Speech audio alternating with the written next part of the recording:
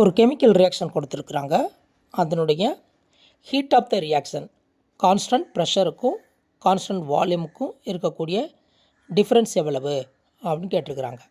Heat of the reaction constant ப்ரெஷரில் வந்து அதோடைய change in enthalpy, heat of the reaction at constant வால்யூம்ன்றது change in internal energy. ஓகேங்களா? அப்போ அவங்க கேட்டிருக்கிறதுக்கு சேஞ்ச் இன் என்தால்பிக்கும் சேஞ்ச் இன் இன்டர்னல் எனர்ஜிக்கும் உள்ள டிஃப்ரென்ஸ் எவ்வளவு அப்படின்னு தான் அவங்க கேட்டிருக்கிறாங்க. சேஞ்ச் இன் என்தால்பி அப்படின்னு சொன்னாக்கா total energy, that means change in internal energy plus change in work done. ஓகேங்களா? அப்போ சேஞ்ச் இன் இன்டர்னல் எனர்ஜின்றது டெல் இ அல்லது டெல் யூன்னு எழுதுவாங்க. சேஞ்ச் இன் ஒர்க் டன்ன்றது டெல் என்ஆர்டி அப்படின்னு எழுதுவாங்க.